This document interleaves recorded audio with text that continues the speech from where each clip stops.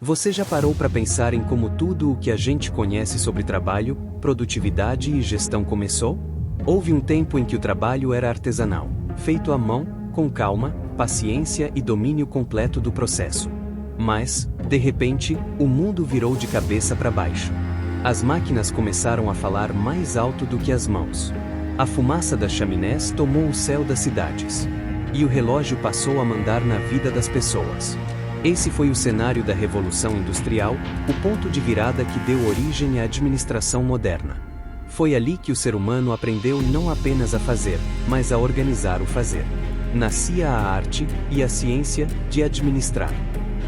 Tudo começou na Inglaterra, entre os séculos XVIII e XIX. O vapor moveu locomotivas, teares e a economia. As oficinas familiares viraram fábricas gigantes.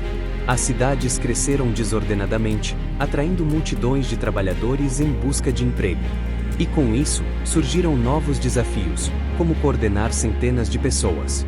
Como garantir qualidade, produtividade e lucro. Como manter tudo funcionando sem caos. Foi aí que o mundo percebeu que não bastava ter máquinas, era preciso ter método. A revolução das engrenagens deu lugar à revolução da gestão. Antes da revolução, o trabalhador controlava o tempo. Depois dela, o tempo passou a controlar o trabalhador. O som do apito da fábrica marcava o começo e o fim do dia. O relógio virou símbolo de disciplina e obediência. A eficiência passou a ser o novo deus das empresas. Quanto mais rápido, melhor. Quanto mais produtivo, mais valorizado. Mas esse novo modelo trouxe também desigualdade, exaustão e uma pergunta essencial: existe um jeito científico de organizar o trabalho? A resposta viria logo, nas mentes de 3 homens que mudariam a história da administração. Nos Estados Unidos, um engenheiro chamado Frederick Winslow Taylor começou a observar os operários com um olhar diferente. Ele via desperdício em cada movimento, atraso em cada tarefa, improviso em cada gesto. Taylor acreditava que o trabalho podia, e devia, ser estudado cientificamente.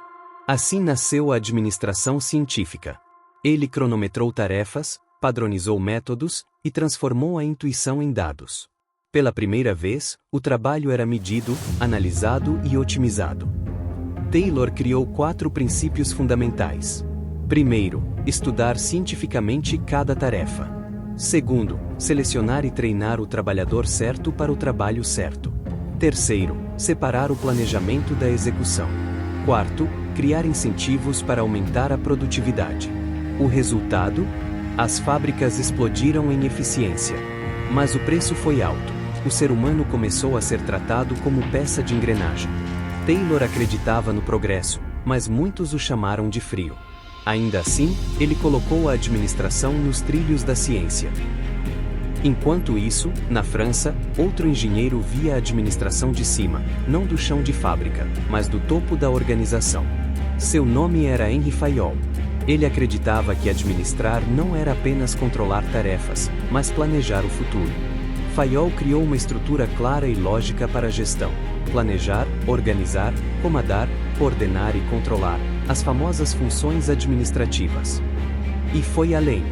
Definiu 14 princípios universais, desde a unidade de comando até o espírito de equipe.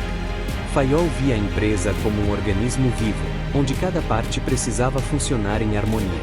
Ele dizia: administrar é prever, organizar, comandar, coordenar e controlar. E essa frase ecoa até hoje em cada escola, empresa e liderança do mundo.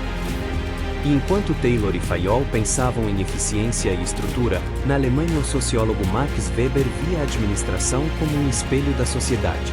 Ele estudou como as organizações funcionavam e percebeu que a autoridade precisava de base racional. Assim nasceu o conceito de burocracia, que na época significava organização ideal, e não lentidão. Para Weber, uma boa organização era aquela com regras claras, hierarquia definida e decisões impessoais. Ninguém devia mandar por poder pessoal, mas por competência e função. Era o início do pensamento administrativo como sistema. Por trás de toda a modernização, havia sofrimento. Jornadas de 14 horas, trabalho infantil, salários miseráveis e falta de direitos. Foi aí que começaram as lutas trabalhistas e os primeiros sindicatos. a administração começou a entender que eficiência sem humanidade não se sustenta. E essa reflexão abriu caminho para o próximo grande movimento, as relações humanas, onde o foco seria o trabalhador como pessoa, não só como produção.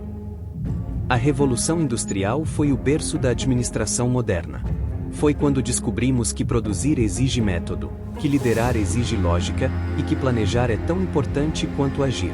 De Taylor, aprendemos a buscar eficiência. De Fayol, aprendemos a pensar estrategicamente. E de Weber, aprendemos a respeitar a estrutura e as regras. Juntos, eles transformaram o caos das fábricas em um sistema de gestão que ainda guia o mundo hoje. A Revolução Industrial foi a faísca, e a administração, o fogo que nunca se apagou. Viu só como tudo começou? A administração que a gente estuda hoje nasceu no calor das fábricas, entre o barulho das máquinas e o sonho de progresso. E o mais incrível é que essa história ainda está sendo escrita por pessoas como você, que acreditam que planejar, liderar e inovar transformam o mundo. Então, se você gostou desse vídeo, não esquece, curte, se inscreve no canal e ativa o sininho, porque no próximo episódio a gente vai descobrir como o ser humano entrou em cena na gestão, com a Escola das Relações Humanas. Te vejo lá!